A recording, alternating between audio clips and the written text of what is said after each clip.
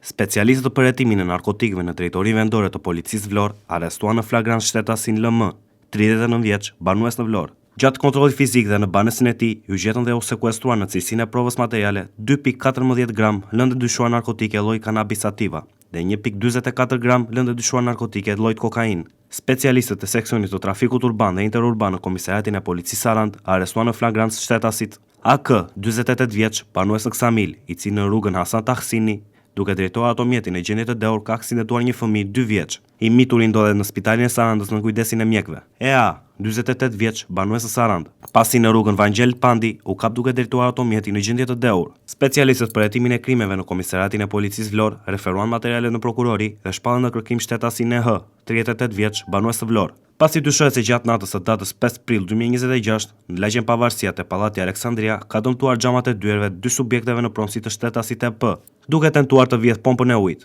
Vijon puna për kapjen e tij. Po këta specialist referuan materialet në prokurori ku nisi procedimi penal për shtetasin HB, 87 vjeç, banues në Vlorë. Pasi në lagjen 10 Koriku, qeni i tij i racës Pitbull ka kafshuar një 4 vjeçare, e cila mori mjekim në spital dhe ndodhet jashtë rrezikut për jetën. Qeni u mor në dorëzim nga shërbimi i mbrojtjes së kafshëve pranë bashkisë Vlorë. Specialistët e seksionit të trafikut urban dhe interurban në drejtorinë vendore të policisë Vlorë referuan materiale në prokurori ku nisi procedimi penal për një 17 vjeçar, banues në fshatin Peshkëpi, i cili në rrugën Demokracia u konstatua duke drejtuar automjetin pa leje drejtimi. Materialet procedurale ju referuan prokurorive kompetente për veprime të mëtejshme. Sot, në orët e para të mëngjesit në fshatin Berdenesh, Sarand, në muajin e jashtëm rrethues të banesës private të shtetases SI, dyshës është vendosur lëndë plase dhe shkaktuar vetëm dëme materiale. Grupi hetimor ndodhet në vend ngjarje dhe po kryen veprimet e para për zbardhjen e dokumentimin e plotë të ngjarjes.